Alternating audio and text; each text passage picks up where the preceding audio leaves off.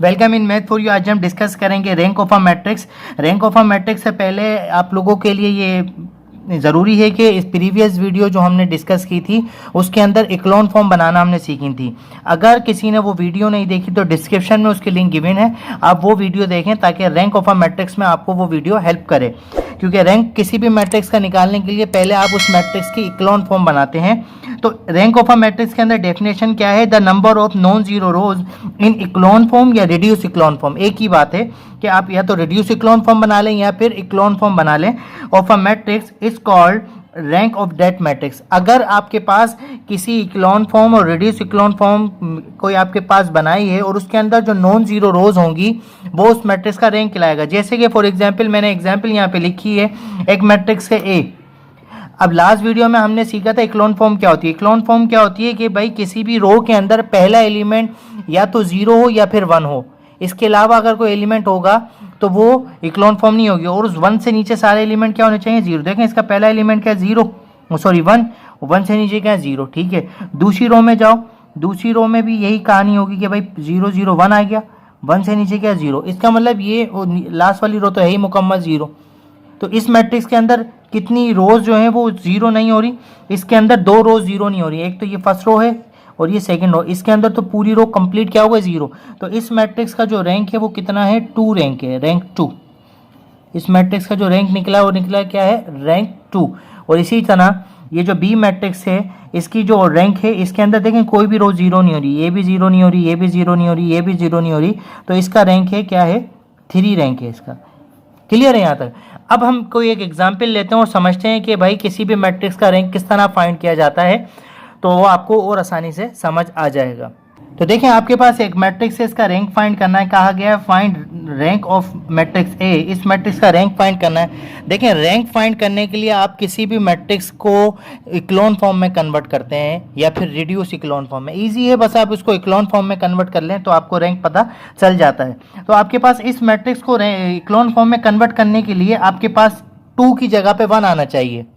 अब नीचे अगर थर्ड रो में देखोगे तो यहाँ पे क्या है? वन। तो हम क्या करेंगे कि ये रो थर्ड रो को और फर्स्ट रो को हम इंटरचेंज करवा दें। Interchange means row one three की जगह पे चली जाएगी और रो थ्री वन की जगह पे चली जाएगी, यानी ये वाली ऊपर रो चली जाएगी और ये सेम रहेगी, यानी ये नीचे आ जाएगी। तो हम जो ऑपरेशन करते हैं इसका मतलब है रो ऑपरेशन। ये ऑपरेशन का सिंबल है। हम क्या कर रहे हैं कि इसका रैंक फाइंड करने के लिए देखें अब जिस मैट्रिक्स जिस रो के ऊपर ऑपरेशन नहीं हो रहा वो रो सेम रहेगी।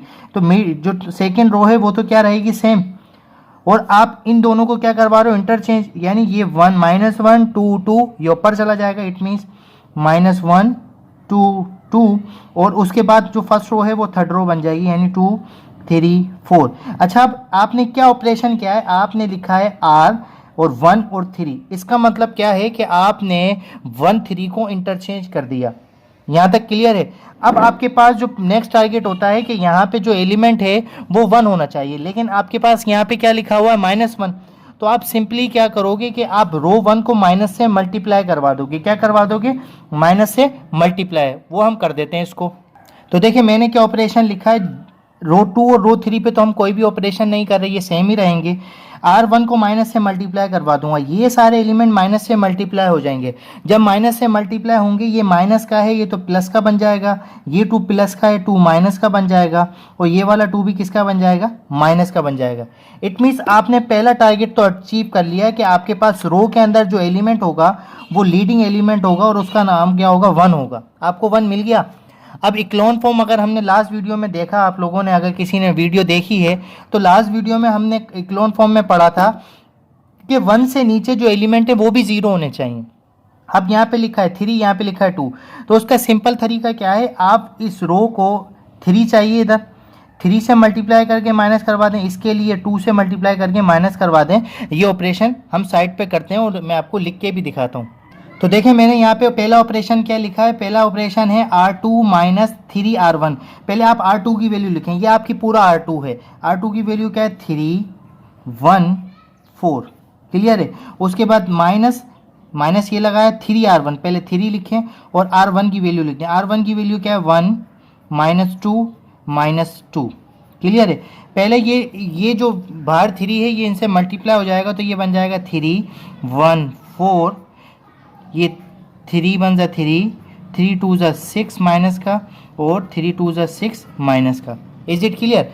अब आप इनको माइनस करवाते हैं, ये 3, अब देखें ये 3 का साइन क्या, प्लस प्लस माइनस माइनस 3, फिर कॉमा ये 1 सेकंड वाले नंबर से 1, अब ये माइनस और ये माइनस क्या हो जाएगा, प्लस, तो ये प्लस का 6 बन जाएगा, फिर 4, ये माइनस प्लस का 6, तो ये बन गया आपके पास 10, 0 7 और 10।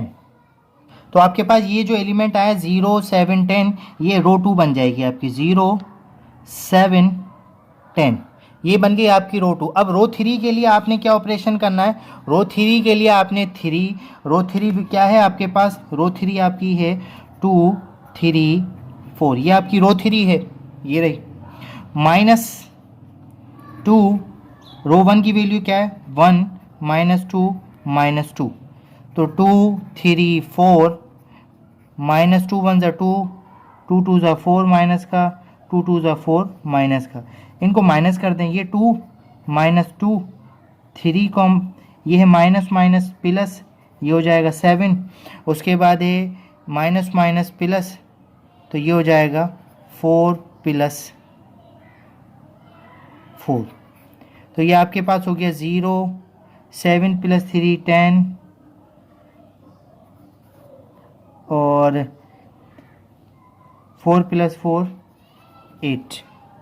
तो देखें अब ऑपरेशन मैंने क्या लिखा है, R2 को माइनस करवाना है 3R1 से, तो R2 की वैल्यू आपके पास कितनी है 312, एक हम कॉमा लगा रहे हैं ताकि हमें आसानी रहे समझने में, और R1 की वैल्यू को आप 3 से मल्टीप्लाई करवाते हैं, ये हो जाएगा 3 1 ज़ा 3, 3 2 ज़ा 6 माइनस का, 3 2 ज़ा 6 माइनस का, ये स्टेप देखें मैंने डायरेक्ट किया, R1 को मैंने 3 से मल्टीप्लाई किया, ये हमारी R1 है, क्लियर है। आप इनको माइनस करवा दें, 3 -3 कॉमा 1 माइनस माइनस प्लस 6 हो जाएगा, 2 माइनस माइनस प्लस, ये हो जाएगा 6, तो ये हो जाएगा 3 - 3 0 7 8। तो आपके पास R2 जो हमारी नई रो बनी है उसका जो इंट्रीज है, एक है 0 0, दूसरी है 7 और तीसरी है 8, क्लियर है। अब उसके बाद दूसरा ऑपरेशन मैंने क्या लिखा है 3R2, 3 - R2, रो 3 की वैल्यू क्या है 2 3 4 माइनस R1 को पहले 2 से मल्टीप्लाई करो, ये हो जाएगा 2, ये हो जाएगा 4, ये हो जाएगा 4, 2 -4 -4, इनको माइनस करवा दें, 2 - 2 comma 3 minus minus plus 4 4 minus minus plus 4, तो 0 7 8। तो आपके पास रो 3 क्या बन गई आपकी 0 7 8, 0 7 8। Is it clear? अब आपके पास जो इक्लोन फॉर्म होती है किसी भी मैट्रिक्स की, उसके अंदर आपको पहली जो एंट्री है किसी भी रो के अंदर जो पहला एलिमेंट है या तो वो 0 हो या फिर वो 1 हो, तो यहाँ तो 0 मिल गया, उसके बाद तो 0 से नीचे 1 से नीचे सारे क्या होने चाहिए 0, ठीक है, यहाँ भी हो गया। अब दूसरे में जाते हैं, अब हमें इसको 1 बनाना है क्योंकि इसका एलिमेंट क्या है 0, 0 के बाद आगे 0 से पहले 0 के बाद 1 होना चाहिए, 1 के अलावा कोई नहीं हो इक्लोन फॉर्म के अंदर। तो आप क्या करोगे, रो 2 को आप 7 को 1 बनाना है तो 7 से क्या कर दोगे डिवाइड करवा दोगे, यानी 1/7 से मल्टीप्लाई करवा दो, एक ही बात है। तो हम यहाँ पे रो 2 को 1/7 से मल्टीप्लाई करवा देते हैं। तो अब देखें हम ऑपरेशन कौन सी रो पे कर रहे हैं R2 पे, तो मैंने देखें R2 के लिए स्पेस छोड़ दिया क्योंकि अब इसकी नई रो बन जाएगी। R1 और R3 को मैंने सेम लिख दिया। R2 को मैंने किससे मल्टीप्लाई करवाना है 1/7 से। आपके पास R1 की पहली वैल्यू क्या है 0 7 8, आप इसको किससे मल्टीप्लाई करवाएंगे 1/7 से, तो 0 इसके साथ 7 से 1/7 के साथ मल्टीप्लाई होगा 0 हो जाएगा, 1/7 7 से मल्टीप्लाई होगा और 1/7 8 से मल्टीप्लाई होगा, तो ये हो जाएगा 0, 7 से 7 कैंसिल, ये बचा 1 और ये कैंसिल नहीं हो सकता, तो 8 1 8/7। तो आपके पास R2 जो नई रो बनी है उसके जो एलिमेंट्स हैं या कंपोनेंट्स हैं या एंट्रीज हैं 0 1 8/7। यहाँ तक सबको क्लियर होगा। अब आपने देखें आपका दूसरा टारगेट अचीव हो गया कि भाई दूसरी रो के अंदर पहला एलिमेंट 0 है, ठीक है, इससे आगे जाएंगे तो 1 आना चाहिए, ये 1 आ गया। या तो रो या नॉन जीरो हो या फिर उसका जो लीडिंग एलिमेंट है जिसको हम कहते हैं वो 1 होना चाहिए। अब इस 1 से नीचे हमें क्या चाहिए, 0 चाहिए, लेकिन यहाँ पे क्या है 7 है। तो आप क्या करोगे, R2 को 7 से मल्टीप्लाई करके R3 से माइनस करवा दोगे। ये ऑपरेशन आप लोगों को खुद पहचानने होंगे, समझने होंगे कि हमें किस तरह करना है। तो देखिए मैंने कौन सा ऑपरेशन लिखा है, R3 में से 7 R2 को माइनस करना है। तो आपने सबसे पहले R3 की वैल्यू लिखनी है। R3 की हमारे पास वैल्यू है 0 7 8, क्लियर है, माइनस 7। R2 की वैल्यू क्या है, 0 1 8 अपॉन 7। पहले 7 को आप इसके साथ मल्टीप्लाई करवा दें, 7 के साथ आप इसको मल्टीप्लाई करवाएंगे, 0 7 8, 7 0 ज़ार 0, 7 1 ज़ार 7, ये 0 हो गया, ये 7 हो गया। जब 7 इसके साथ मल्टीप्लाई होगा, 7 से 7 तो कैंसिल हो जाएगा, सिर्फ क्या बचेगा 8। अब देखें आप, 0 से 0 माइनस होगा 0, 7 से 7 माइनस होगा 0, 8 से 8 माइनस होगा 0। तो R3 नहीं हमारी क्या बनी है, 0 0 0। तो आपके पास आप यहाँ प्लेस कर दोगे 0 0 0। तो अब देखें यहाँ पे ये हमारी इक्लोन फॉर्म कन्वर्ट हो गई है। देखें इस रो का पहला एलिमेंट क्या है, 1, 1 से नीचे सारे 0 होने चाहिए, मिल गया। दूसरी रो के अंदर पहला एलिमेंट 0 है, 0 से आगे जाएंगे हमें 1 मिल रहा है, 1 से नीचे क्या है 0, क्लियर है, ये रो भी क्लियर हो गई। थर्ड रो पे जाएंगे, कोई एलिमेंट 0 के अलावा कोई एलिमेंट नहीं है।